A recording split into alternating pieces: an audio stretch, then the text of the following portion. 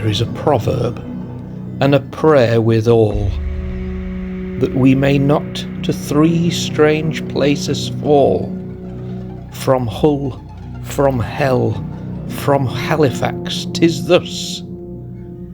From all these three, good Lord, deliver us.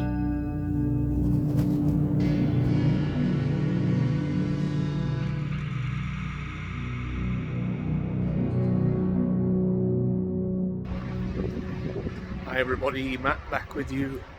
Welcome to Halifax. When you arrive by train into Halifax, you're greeted by some friendly imagery. Maybe it's the chocolate factory at the station, or maybe you're visiting the Eureka Children's Museum, or maybe you're off to the Peace Hall to watch a band or look at Christmas markets. A few hundred years ago, though, Halifax had a very gruesome and bloody history. So I always found the Hull, Hell and Halifax line quite interesting, purely because I've done two of the three. Maybe I've done three. With two of them, I was born in Hull and I've lived and worked in Halifax. However, it's nothing to do with me. It's to do with the 17th century. In the 1600s, punishments for captured criminals in the north of England were severe. Hull had its jail, where torture was a daily way of life. Halifax had its gibbet, and both were the places that criminals wished to avoid being caught in at all costs. So if it wasn't hanging from the gallows pole on nearby Beacon Hill, the execution method favoured in Halifax was the feared gibbet. The victim's head would be placed under the gibbet blade, the rope pulled, and the blade fell onto the neck of the victim, a brutal example of justice. 52 people are recorded as beheaded on the gibbet between 1541 and 1650, although it's rumoured that over 100 people were executed here and as early as the 13th century. In 1650, it was considered an excessively severe punishment and withdrawn by Oliver Cromwell, and then later dismantled. The stone base that is here is original and was rediscovered in 1840, along with two skulls, most likely the last two victims executed here 200 years previously. A safe replica was created here on this site in 1974, and that is what we see today. A strange law called the Gibbet Law existed at this time, and it stated that if a person due to be executed on the gibbet was able to withdraw their head from the block as the blade fell and could escape across Hebble Brook without being caught, then they were free. In 1617, a criminal called John Lacey escaped execution this way by running beyond the boundary. He became known as the Halifax Running Man. He would have run down the hill, past the parish church, and across Hebble Brook, and once across the brook, he was deemed safe.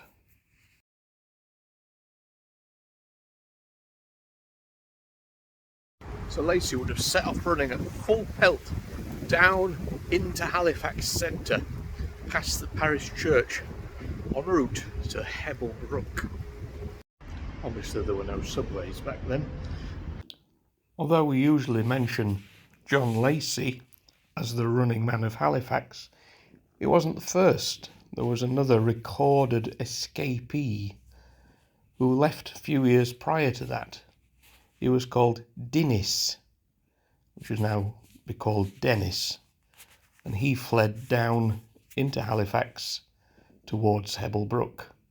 He passed some people on the way up who said, "Isn't Dennis being executed today?" His response was, "I don't think so." Lacey would have run down through a Halifax that looks very different today, apart from one building that remains today. It was about back then. So maybe Lacey himself ran down this cobbled street that runs past one of the oldest buildings to remain in Halifax today.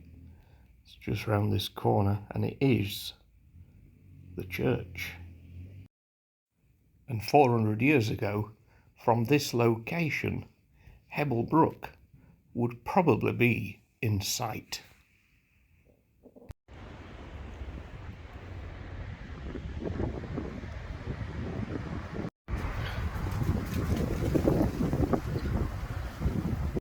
So of course 400 years have passed since this happened, so a good chunk of the Hebble Brook is now covered by buildings, roads, bridges, etc.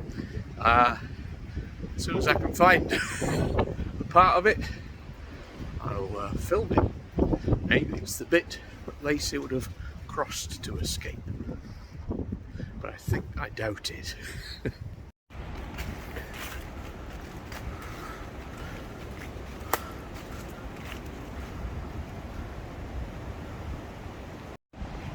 So I think this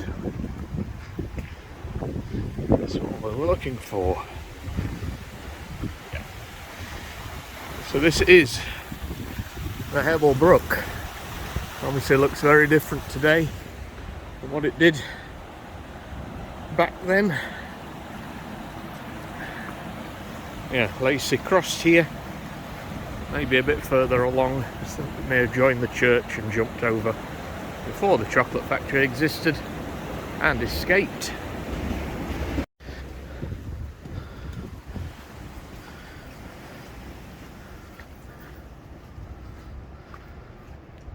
Of course, you could be forgiven for thinking that now that Lacey had become the luckiest man around, that he'd managed to escape the Gibbet, that he would never look back on Halifax.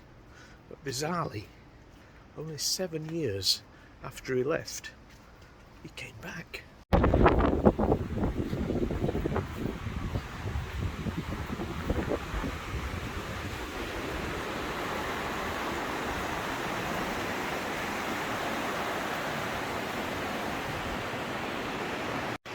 So this is also Hebble Brook in Halifax's graffiti underground.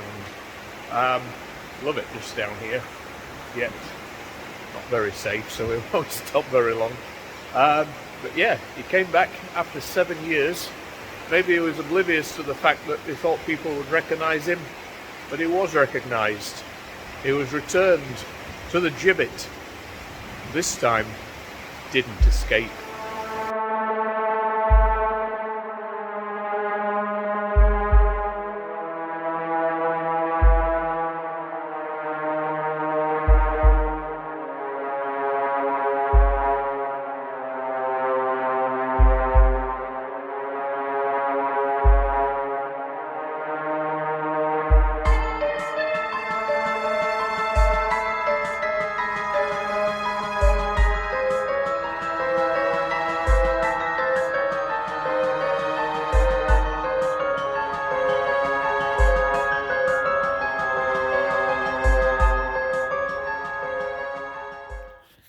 On Pelham Lane in Halifax, there is a pub called the Running Man. The pub opened in the 1970s. Apparently, it's rumoured to have been opened by George Best. As you can see from the image, it has the gibbet on it. So this is indeed a pub linked to the story of John Lacey, the Running Man of Halifax.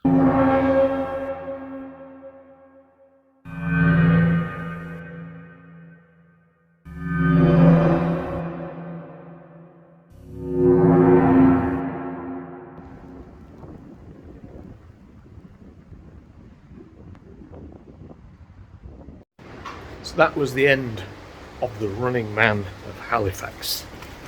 As I say, we don't know quite why he decided to come back, but it wasn't the best decision in the end, was it? So there we go. So I'll leave you here within these graffitied ruins next to the Hebble Brook in Halifax. And we'll see you very soon for the next video. Take care.